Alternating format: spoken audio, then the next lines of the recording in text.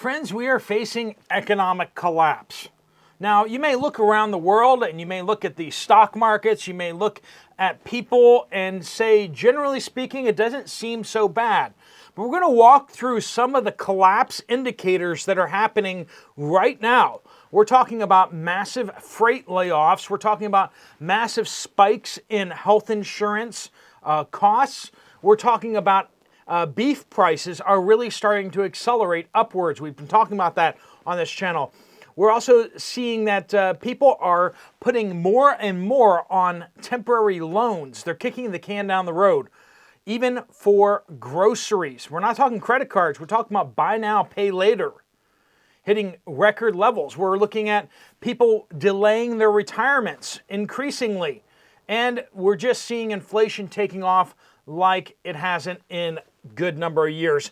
We got a lot to talk about, friends. We're going to talk about how this is impacting individual people and how it's not just a few outliers. It is throughout our entire economy. All right, friends, let's get into this. We're going to be looking at all these issues. We're going to be looking at all these numbers.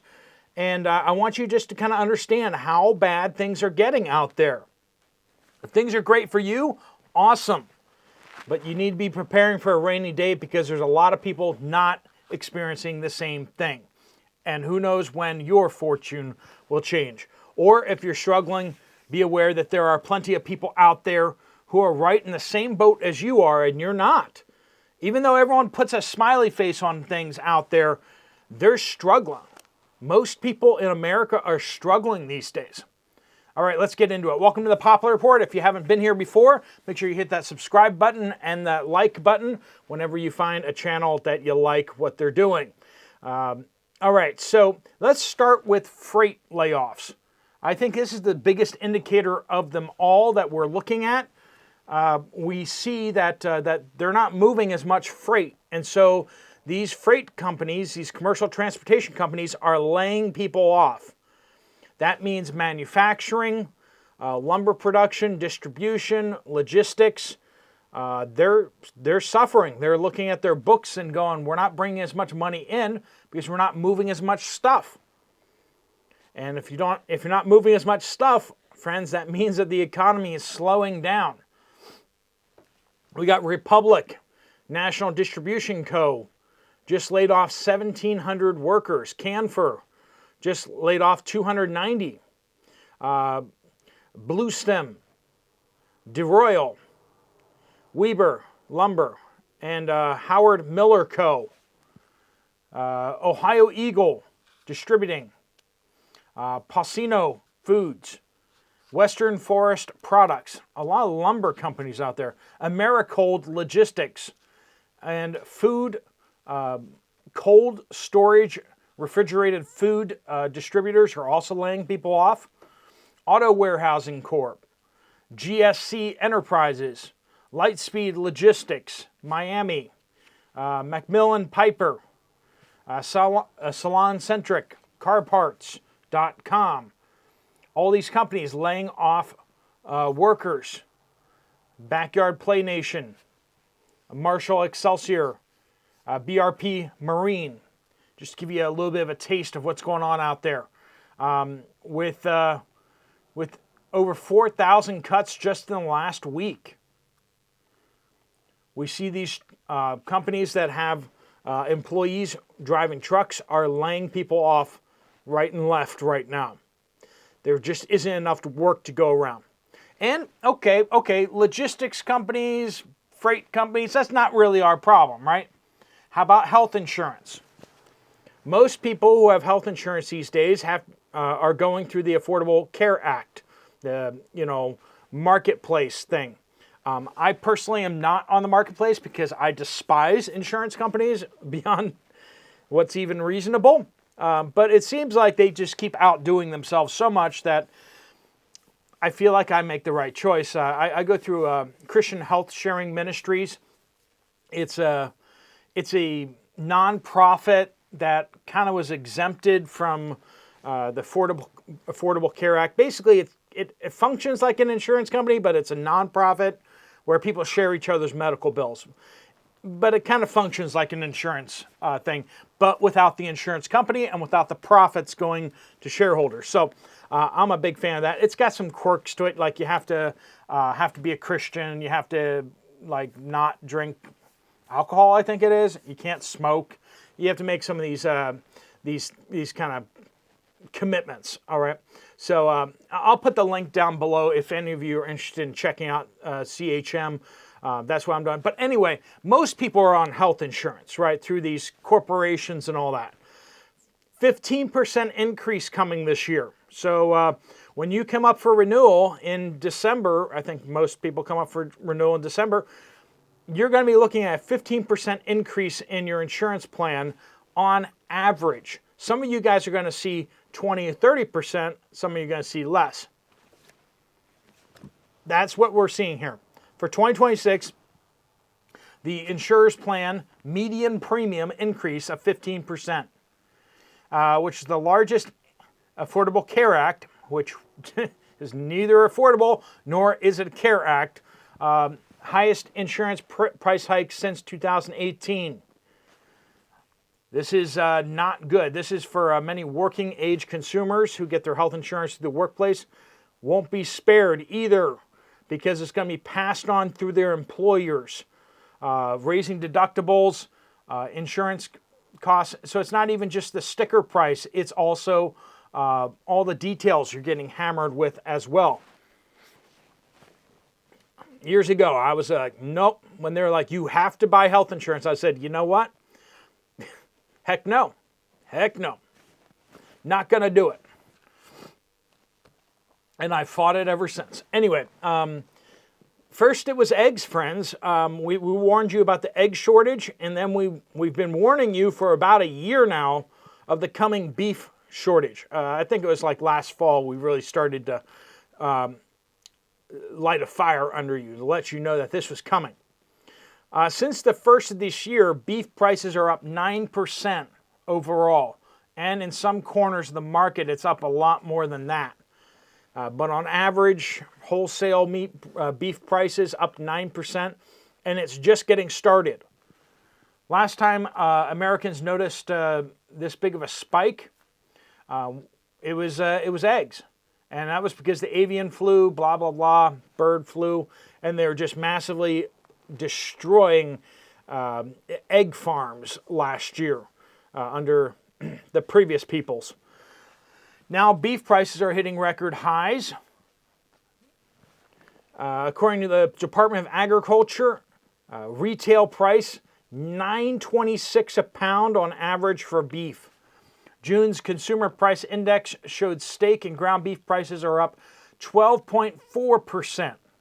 So basically, when we start looking at the lower end of the price range, so the cheaper stuff is increasing at a much higher rate than the more expensive cuts of beef. So if you want ground beef, tough luck, because that's the stuff that's going up highest in price fastest. Low cuts of steak or low beef cuts, they're cheaper cuts. I'm kind of a cheaper cut guy. I shouldn't be, but you know, we all have budgets, right? I like the round cuts, you know, so like top round or bottom round, and it's, I don't know, it's affordable, and I think it tastes pretty good. So I get the cheaper round cuts, and those are the cuts that are going up the fastest as well. The higher, more expensive cuts, some of them are actually declining in cost, but they're still obviously more expensive than the cheaper cuts. But not only that, so beef prices are up, health insurance prices are up, and how are people responding to this? I've already kind of told you, 25% of buy now, pay later users say they've used the loans to buy groceries. Now this is like, you know, like, what are those brand names? Aspire or something like that. You know, when you're checking out online, they're like, would you like to make this in like 5 payments, or would you like to, you know, a low monthly payment of this much per month?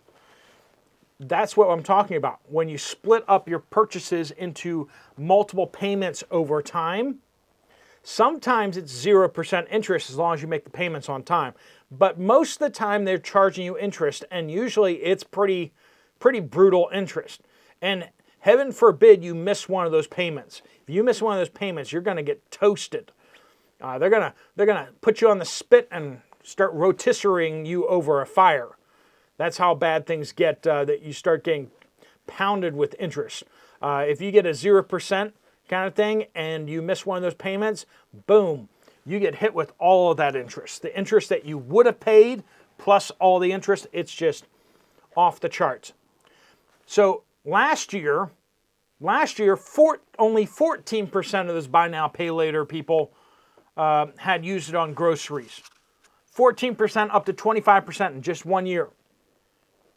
These buy now, pay later things weren't ever designed for things like groceries, but now people are putting their food, they can't afford to pay for their food. 1/3 of Gen Zers say that they've done so. So 33% of the buy now, pay laters users that are Gen Zers have done so. And it's the fourth most common thing that they put on buy now, pay later. That young people can't afford to buy food is and should be concerning. They're not able to pay for their clothes. They're putting technology on there that makes sense, but clothes and food should not be on, long-term payment plans. That's just crazy. Now, we've been told that the official inflation rate is like 2-point-something%. I don't remember the number because it's so stupid and silly. The government just makes stuff up. But even the government is recognizing that inflation has picked back up. The prices are back on the rise, the highest we've seen in several years, inflation, and it's looking like it's going to keep going upwards. Now, initially they thought that the tariffs would have massive inflationary effect. Of course, these are the same people that thought that you could print trillions and trillions of dollars and it would not have any inflationary effect. They're now saying that tariffs will cause inflation, but that has proven to be not true. Funny as that is, they're just wrong again. All these economists, they just don't know what they're talking about. They say things are fine, but here's how Americans really feel. A recent survey found that 23% of Americans have decided to delay retirement. Last year, it was 14%. This year, 23%. We're having a significantly larger number of people looking at their finances saying, I can't afford to retire. When you get to retirement age, you're going to look at your bank account. You're going to look at things. A bunch of you are retired. Perhaps you're retired. Perhaps you're about to retire. Perhaps you can't afford to retire. 23% of Americans are delaying retirement.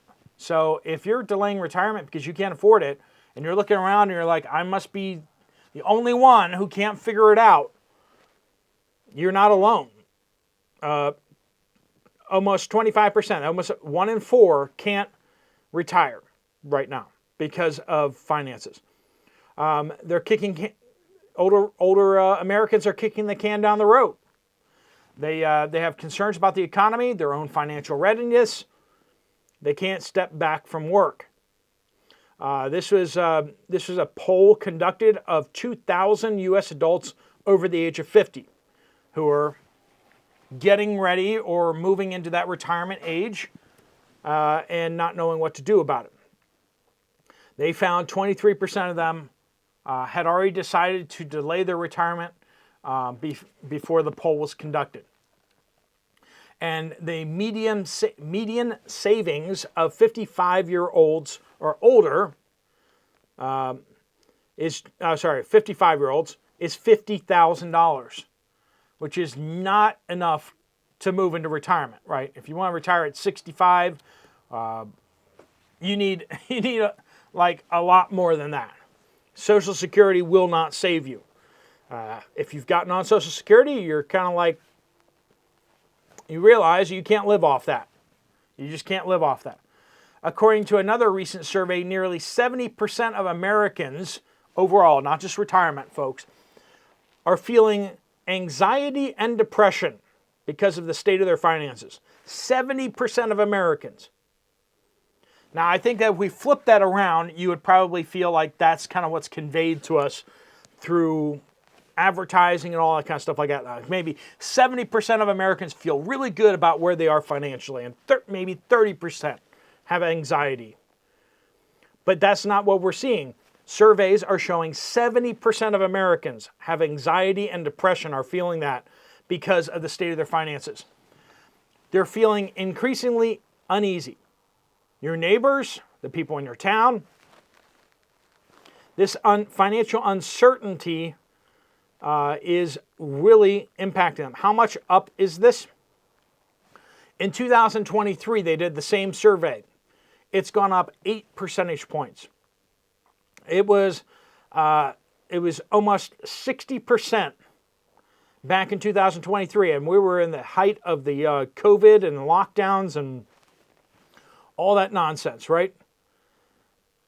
And since then, things have gotten so much better that 8% more are saying that they're feeling anxiety and depression. They're probably going to their doctor and getting medications for that. When really what they need is they need a better paying job, or they need a retirement savings plan that is actually funded. Now, here's where it really comes down. The percentage of U.S. population that is dealing with food insecurity has almost doubled. These are the people who are having trouble buying groceries. In May, 15.6% of adults were food insecure, which is almost double the rate that it was in 2021. That's devastating. The fact that at the height of the pandemic, we had half the number of people struggling to put food on the table than we do today. Does that sound like we're moving in the right direction or the wrong direction? I say economic collapse. Some of you probably said at the beginning of the video, maybe you're exaggerating a little bit, Steve. Maybe that's going a little too far. Some of you go like, that's way too far. We're not anywhere near economic collapse. But when I tell you these numbers now, what do you think now? Does that sound healthy? Twice as many food insecure people in just a couple of years since the pandemic. 70% of Americans, anxiety and depression over their finances. Almost a quarter of the people at closing in on retirement have decided to delay their retirement because they can't afford it. That's not good. And we have all these freight companies laying off thousands of workers. Many of them are truck drivers. Things are going squirrely, friends, and you need to be getting ready. Hopefully you guys are getting stocked up and getting prepped for what's coming next, because things like this only accelerate. And if we're starting here, the bottom is going to go down quite a bit. We're going to be, back in 2007, things were good. Things were good. And then the crash came. Friends, right now, things are bad. And they're about to get awful. Hopefully you guys are prepared. Let me know what you guys think down in the comments down below. Thanks so much for watching. If you're not subscribed already, make sure you hit that subscribe button. A lot of you guys keep getting unsubscribed by the glorious platform that this is. So make sure you're back on. And that will give you at least a hope of being alerted when this channel posts videos. All right, friends, thanks so much for joining with us. If you want to check out another video from this channel, there's one right up here. I'll see you over there, or I'll see you guys later. Steve Poplar of the Poplar Report out.